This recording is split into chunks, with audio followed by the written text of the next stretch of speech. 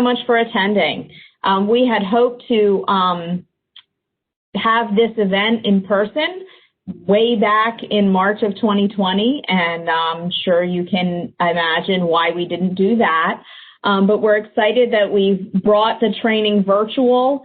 So we're going to get started in just a minute. But before we do, I just want to go through a couple of logistical items.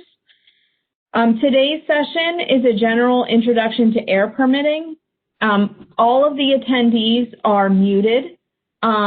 We will address questions at the end of today's session, but you can use the Q&A feature as we go if you'd like to enter questions as you think of them.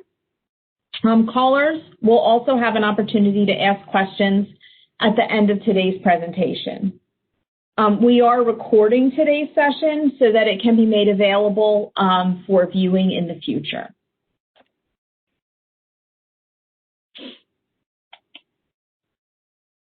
So today's presentation is Air Permitting Overview. I'm Angela Marconi. I'm a program administrator with the Department of Natural Resources and Environmental Control in the Division of Air Quality.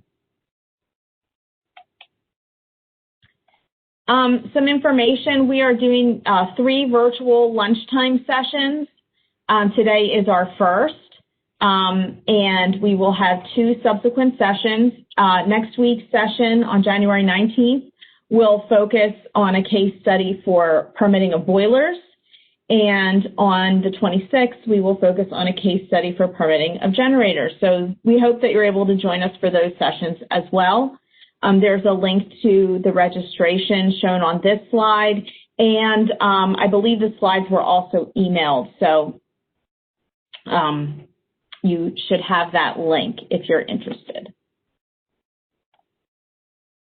I want to welcome everybody. This training initiative began with DNREC's Title V committee. The initiative has broad support from the committee members, Title V facilities, and consulting firms working in Delaware. So I want to take a minute to say thank you to everyone who supported us in putting together these presentations, and we hope that they are valuable to those who are attending.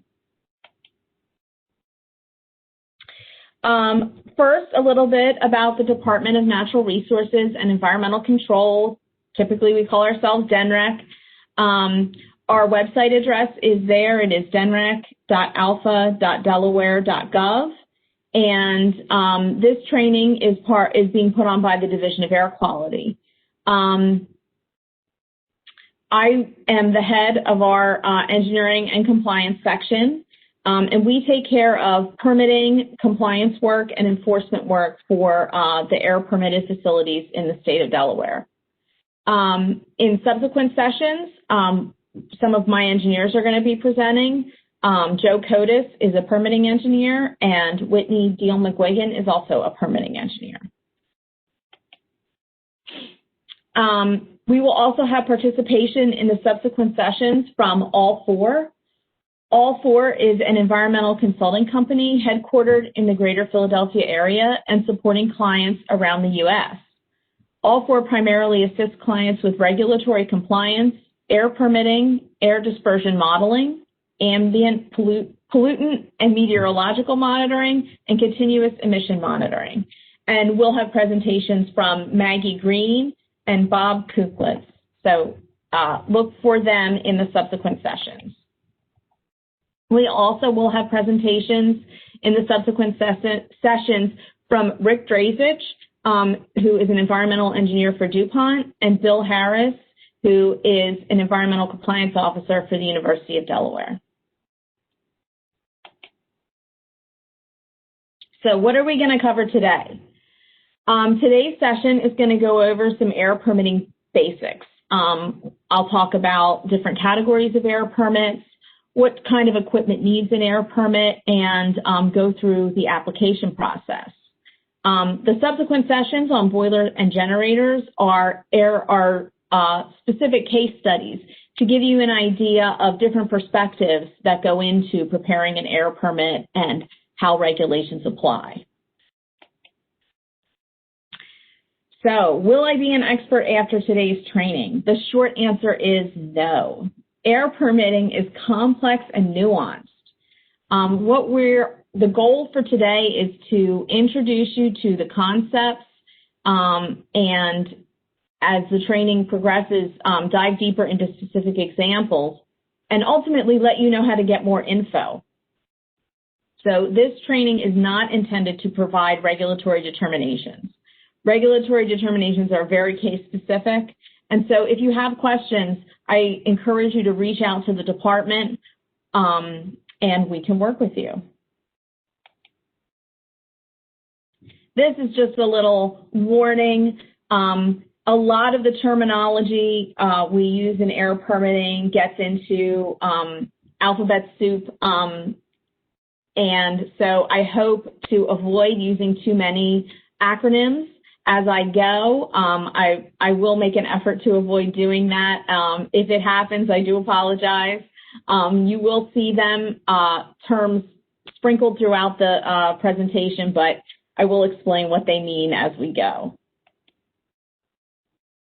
So the first step when you're looking at getting an air permit is, if you are not already permitted with DNREC for an environmental permit in the past 5 years, you will need to fill out an applicant background statement. The link to where you can find that is located there on the slide.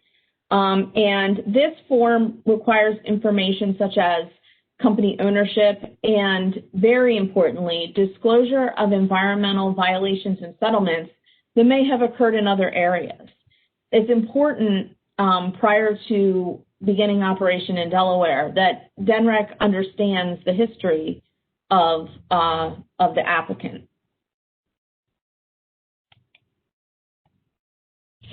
When we start to talk about categories of permits, we're really going to be categorizing based on emissions before a control device. So the first category is an exemption, which is exempt from air permitting. And then we're looking at less than 0.2 pounds per day.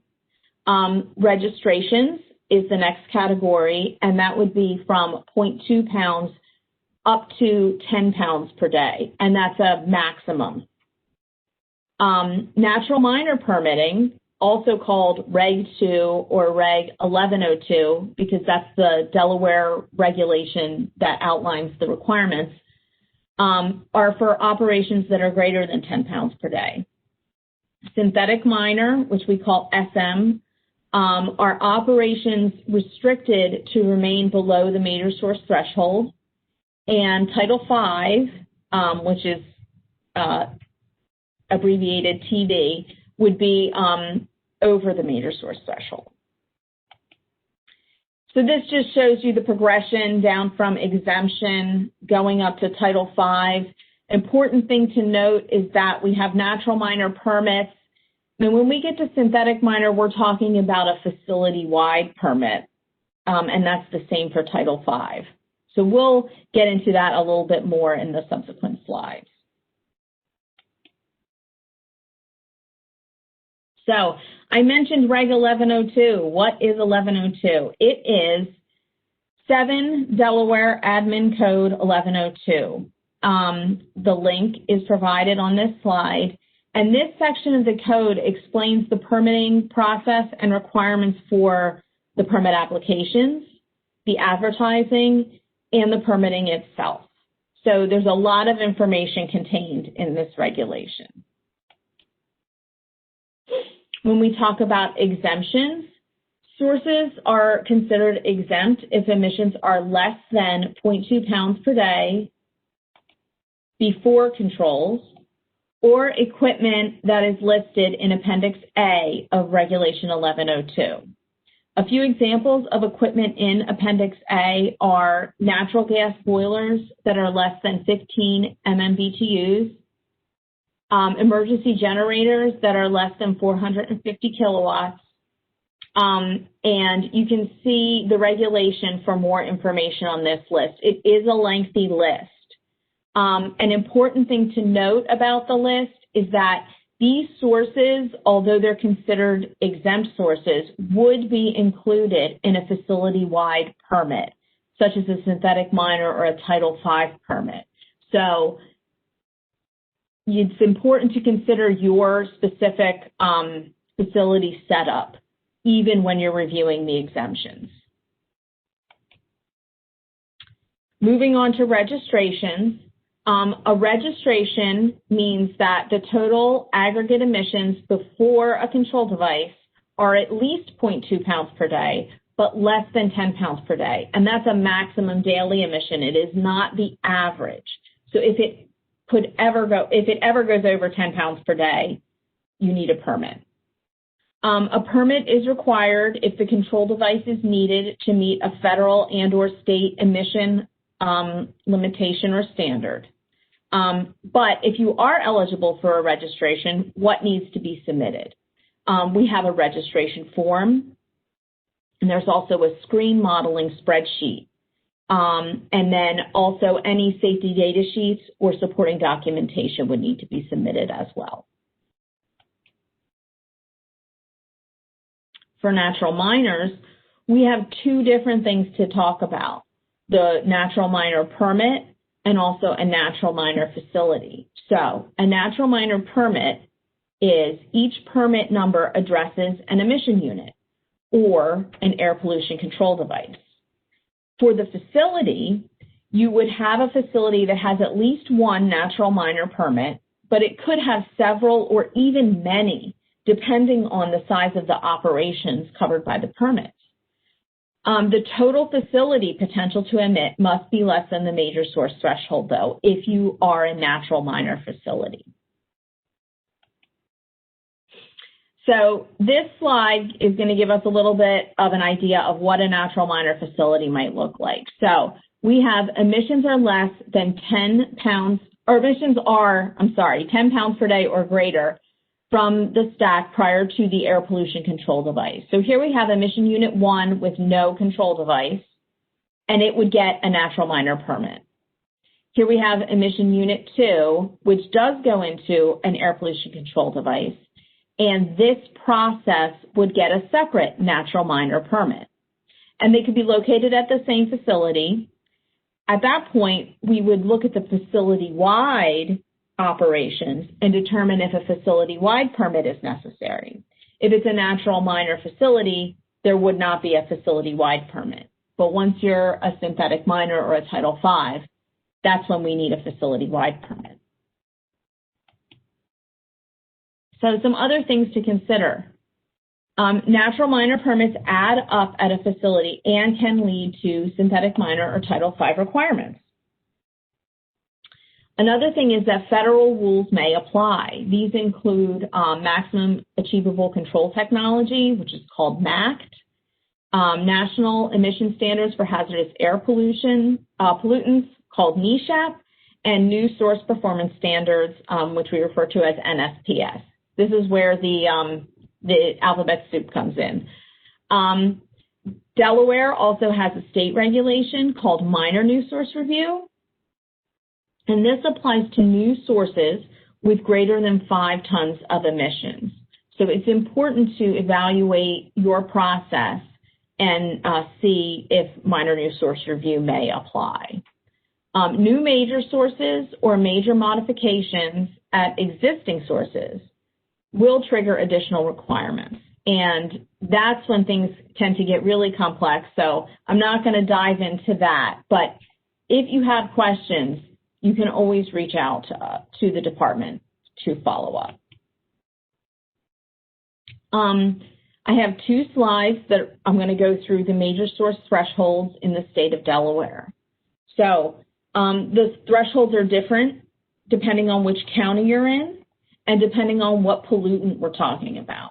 So volatile organic compounds and nitrogen oxides, the major source threshold in both Newcastle and Kent counties are both 25 tons.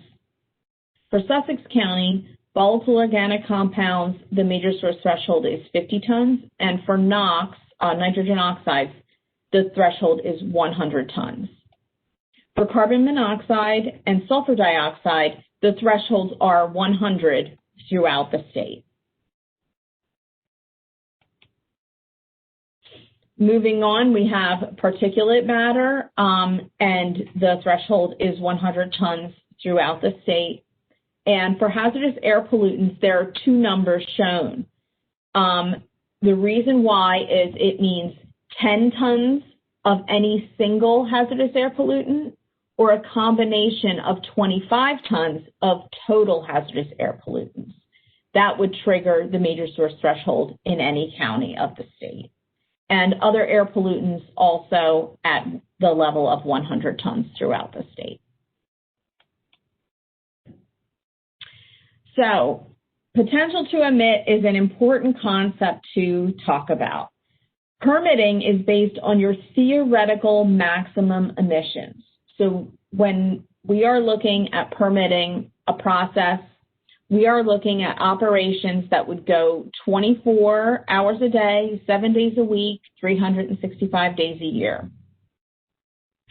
This can be reduced by inherent constraints, and some examples of that are operational limits of the equipment, such as if the equipment has to come down for maintenance for 1 week a month or for cleaning 8 hours a day, or regulatory limitations that restrict the operations. Inherent constraints are not your business setup, like Bob always leaves early, so we definitely won't go over our hours. That doesn't count as an inherent constraint. And for a limitation like that, we would need a federally enforceable limit to limit the potential to emit.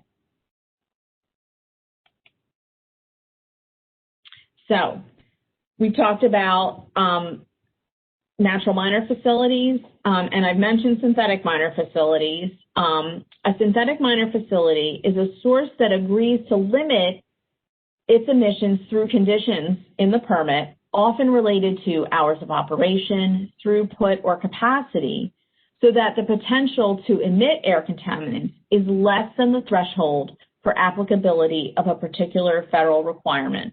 It's often the major source threshold. So another way of saying that is a source which takes voluntary restrictions to avoid major source thresholds. The permit restrictions then limit the potential to emit of the facility. So we would refer to that facility as a synthetic minor facility. The next category up is Title V, and a Title V facility is a source whose potential to emit exceeds the major source threshold. You can get to Title V in a variety of ways, and we do have facilities in the state of Delaware that cover these bases. You could be a Title V facility because of one large emission unit, several small, natural minor emission units, many exempt units, or a variety. We evaluate the facility based on what is there. So the program can address all sorts of combinations. We just need to, run through whatever the facility needs. In terms of timing, it's important to know when you need a permit. So the short answer is you need a permit before construction and again before operation. But to elaborate on that, natural minor construction permits are typically issued within 90 days of the submission of a complete application. The permit application will be public noticed for 15 days, and that goes in the newspaper and on our website. Natural minor facility permits are not subject to EPA review. And when construction is complete, you need to request to get your operating permit prior to beginning operations. A little bit about the application process. Our forms are set up in kind of an a la carte way. The first form covers administrative information, owner, operator, address, zoning, things like that. AQM2 is a process flow diagram so that, we can understand what the whole process looks like. AQM3C series covers different equipment specifics. So depending on the equipment that you're installing, you may need to fill out one or more of the forms in the AQM3 series. The AQM4 series covers control devices. So depending on what control devices you're installing, you may need to fill out one or more of the 4 series. If you do not have a control device, you can skip this part. If you're not sure, reach out and ask us. AQM5 is included with all applications, as are AQM1 and 2. AQM5 covers the emission information. And that is really important to make sure that we're really looking at a natural minor permit. AQM6 is air dispersion modeling. And all these forms are available online. They will be reviewed by an engineer in the Division of Air Quality. And if the forms are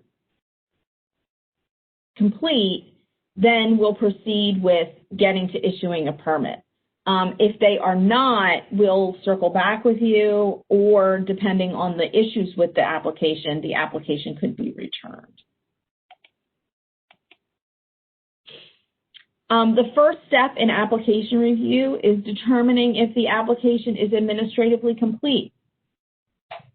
So we check and make sure that AQM1 is signed, that all the correct forms are included, that the fees have been paid, that zoning approval is included, and if these things are done, we would deem the application administratively complete and the permit will be assigned to an engineer. The current fees for applications are on our website, and I've pasted them here for your reference along with the website address. The fee is going to depend on what's being installed, from fuel burning equipment to process equipment, and also cover different types of facilities like a dry cleaner, a degreaser. So the fees, are determined based on what's being installed. There is also an advertising fee due to the cost to put it in the newspaper.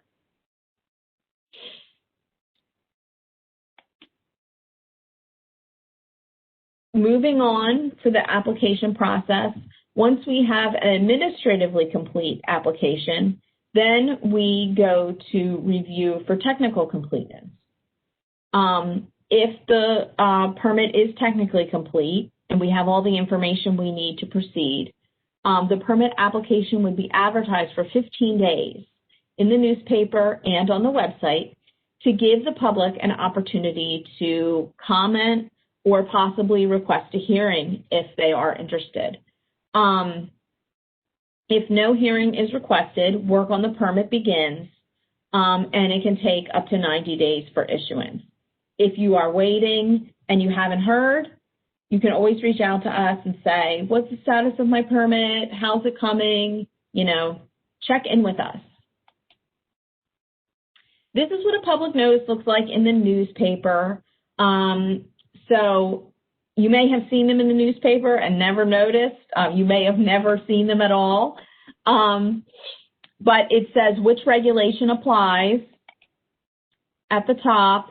It would give the company name, a description of the equipment being installed, the location, and a description of the pollutants that would be permitted, along with a permit number.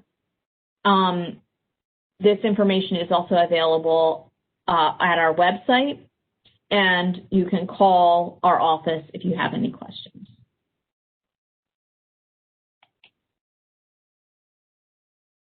So I want to talk just for a few minutes about confidentiality, because it is a topic that is very important to some businesses depending on the information contained in their application.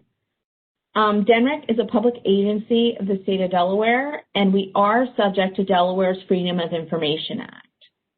So the Freedom of Information Act provides the public the right to access public records in the interest of promoting an open form of government. And more information can be found on our website about this regulation. The important thing for companies applying for permits is to know that anything a company submits to the department is considered a public record unless it is otherwise identified in the manner prescribed by the Delaware Freedom of Information Act statute. It's important to know also that a unilateral assertion that a record is confidential is not acceptable. It is insufficient evidence to support the Secretary in making a determination.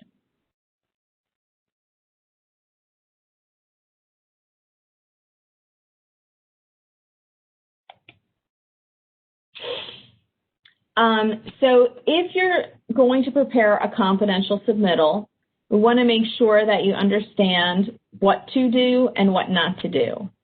Definitely do submit a public, redacted, and a confidential version of the application. Make sure that the watermark is on every page saying either confidential or public. And that's really important in case pages get separated. We often get very large applications. And if part of it gets separated, it's important that we're able to tell on every page which version we're looking at. Definitely don't redact everything. So this figure here is sort of a joke. You know, even the signatory line is redacted out. That would never be approved as confidential. So make sure that you are redacting only the parts that should be held confidential and not just redacting everything, because this will not be approved. And also, don't mark something confidential in the middle of a submittal. We have received permit applications before where we have the application and Appendix 1, 2, 3, and then Appendix 4 is marked as confidential, and then the application goes on. Well, no one would know that there was confidential stuff in the middle of the application without going page by page through. So we need a separate full submittal, public, and confidential. That's how you safeguard your information.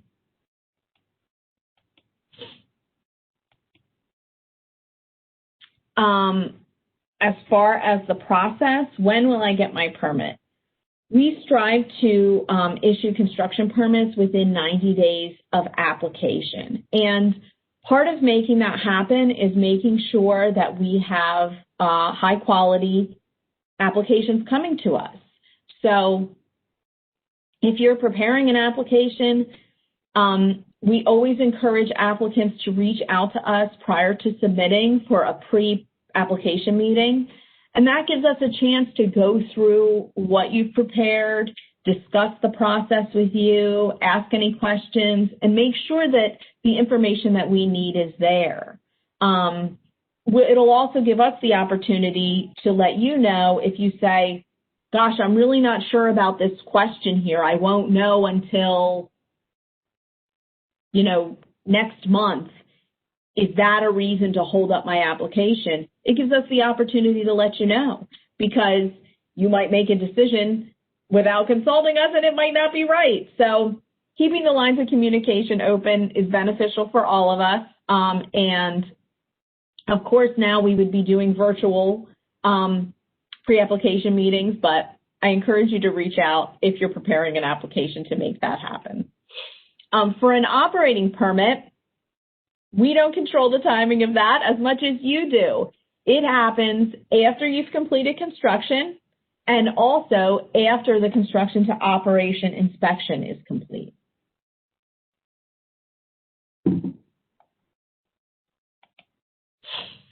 So what is a construction to operation inspection?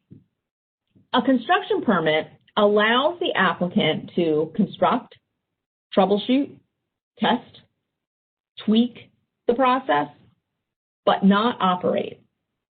Once the unit or the process is ready to run, a construction to operation inspection is performed.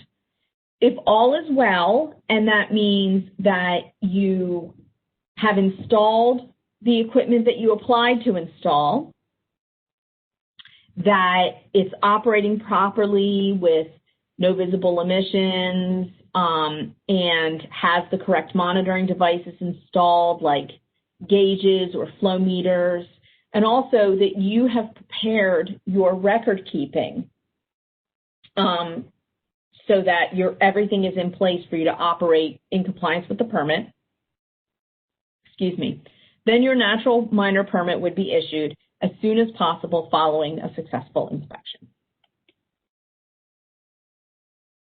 So just a few words about some upcoming projects and regulations that we have going on at the Division of Air Quality. We are pursuing changes to the natural minor permit fees. So I showed you the fees a few slides back. Those were set in the 90s, and we are looking at changing those. If you have questions or are interested in getting more information, definitely reach out to us. There are changes coming to the degreaser regulation, which is going to lower the amount of volatile organic compounds allowed in the solution for a degreaser. There are regulatory updates coming for hydrofluorocarbon refrigerants. And the department is undergoing a large initiative for e-permitting. So if you are a hunter or a fisher, you may have already encountered this through the online registration system. Those processes are already in play. We are working on developing online systems to allow online applications for all types of permits throughout the department, natural minor permits for the Division of Air, and that is not ready to go yet, but it will be coming soon. Also, in 2020, we have updated the Title V legislation. Working with our Title V committee, the legislation was revised and was passed and signed by the governor. So if you are a Title V or synthetic minor facility and you have questions about that, there is information on the website, and you can always reach out to us if you have questions. This is my contact information. I have our addresses here. The division is largely working from home due to the coronavirus, but we are all still working and work continues. So if you have questions, definitely reach out to us and we'll be happy to help you out. At this time, we can go through questions for this session, but I want to encourage you to join us for our additional sessions the next 2 Tuesdays. And I also have a little bonus content after we're through with the questions. So don't sign off quite yet. Okay, Angela, we had 2 questions. The first one was, when you say tons, you mean tons per year, tons per consecutive months, yes? Tons per year. A lot of facilities have requirements to monitor a rolling 12 months so that, you know, it's not just a January through December year, but it would be any 12-month session. But typically when I'm talking about the major source threshold, I'm talking about tons per year. Okay. And the next question we had was, why are there different thresholds in Sussex County for a couple of the primary pollutants? Does this have to do with there being less sources of air pollution in the area? How were these thresholds developed? So I am not the expert on this, but I will do my best. The thresholds come from the attainment determination. The air monitoring that takes place throughout, you know, the counties of Delaware and also throughout the country determines how close an area is to attaining the National Ambient Air Quality Standards. So those are standards that are set by EPA for air quality that all areas of the country should be meeting. And when an area has not met that standard, the thresholds for major sources drop in order to better control the air quality in that area. So the attainment level for Newcastle and Kent counties are different than the attainment level for Sussex County. And that is mostly due to air pollution that comes from states outside of Delaware. We call that transport. We get a lot of the air that comes into Delaware, is coming from upwind states that Delaware has gone back to EPA and complained about.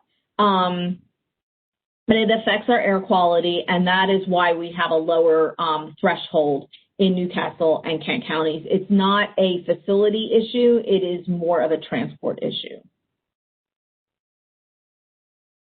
Okay.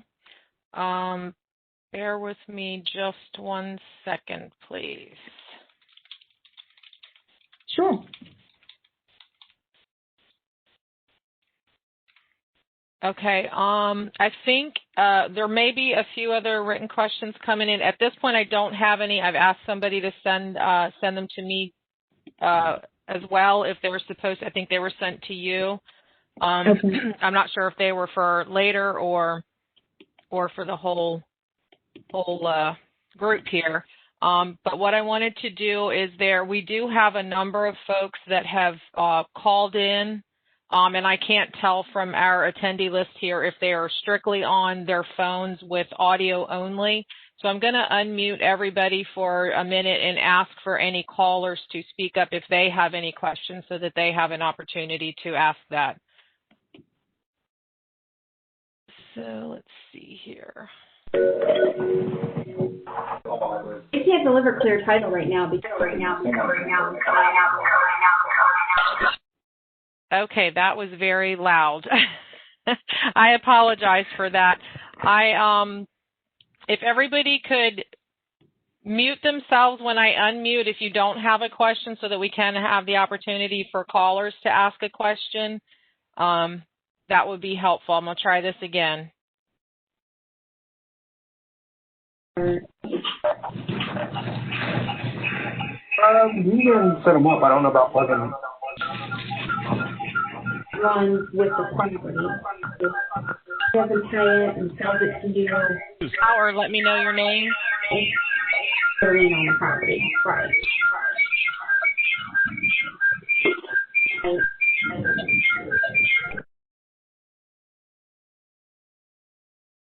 I didn't hear anybody speaking up with any questions.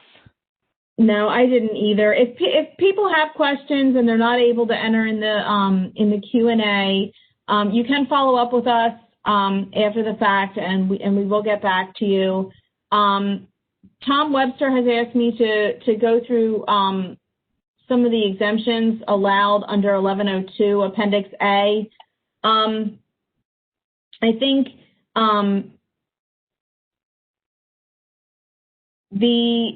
there are exemptions. It's a long list, and that's an important list to review when you're looking at the equipment that you're going to install. I mentioned the boiler and the generator thresholds in terms of the size of the equipment and depending on what fuel you're burning.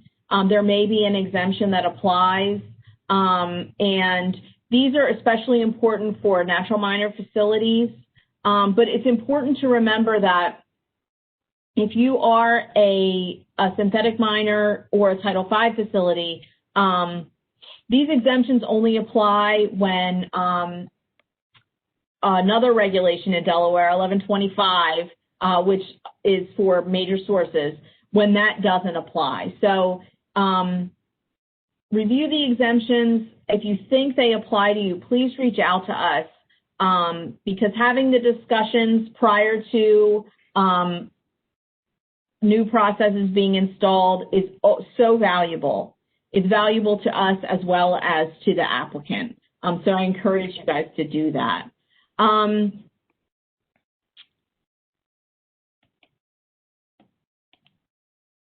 One other thing, or a couple other things to cover before we wrap up for today.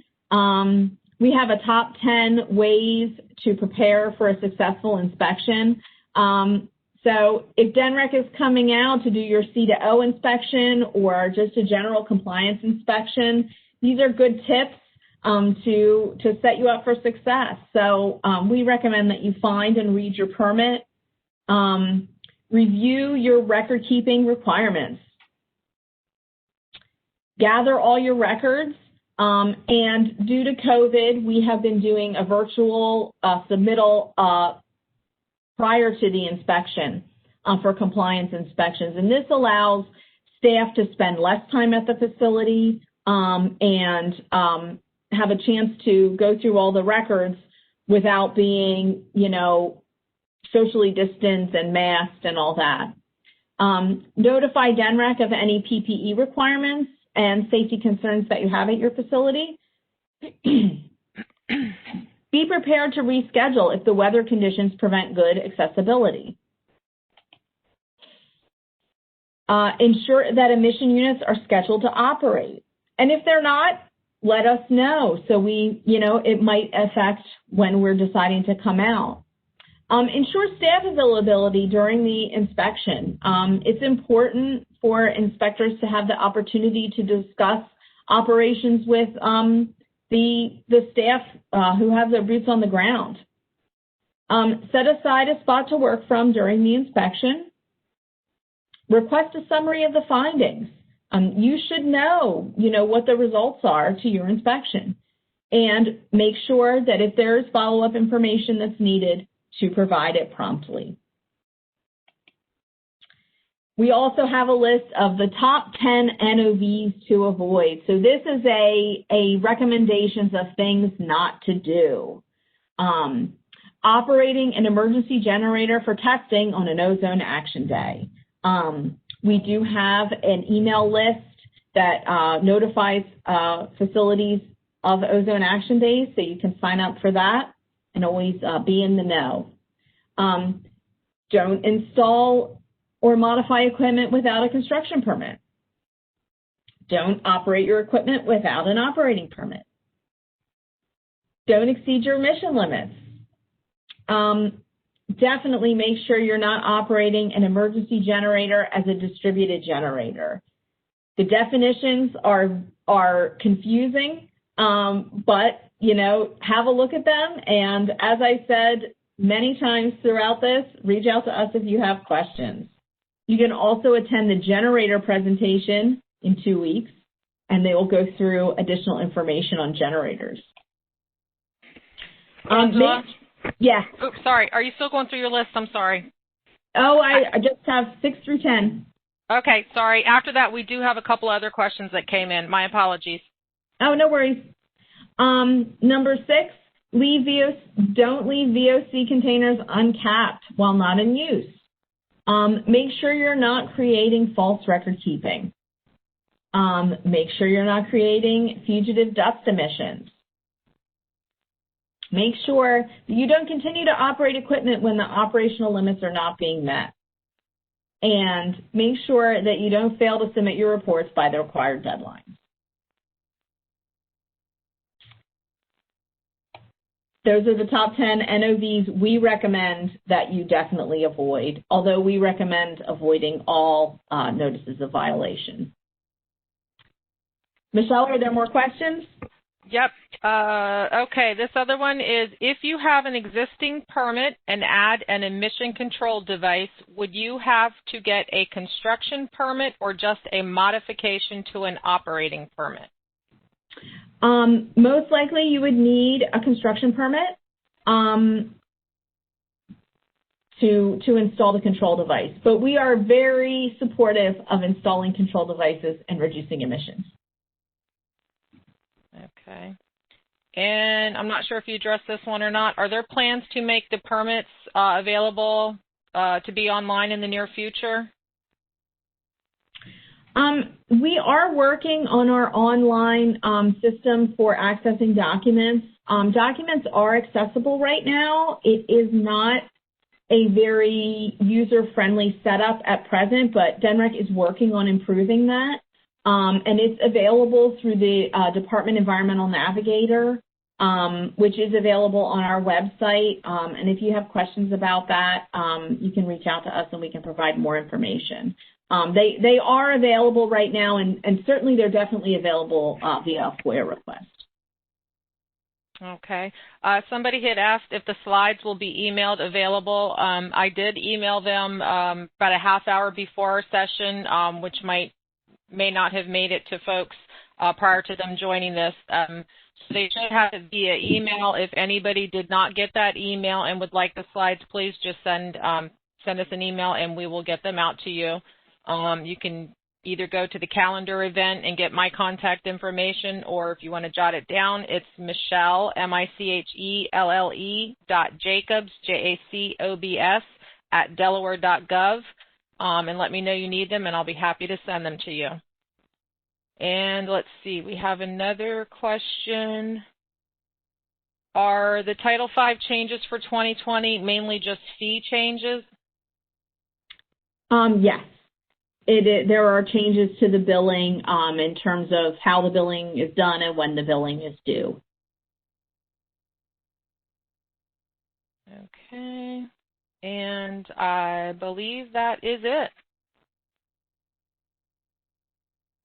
Well, thank you to everybody who attended. I hope that this was useful and valuable to you, and we look forward to having you join us for the next 2 Tuesdays for the additional training.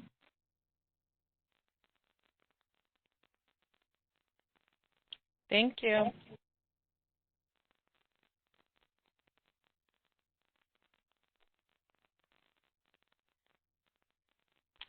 I will go ahead and end this meeting then. Thank you, Michelle.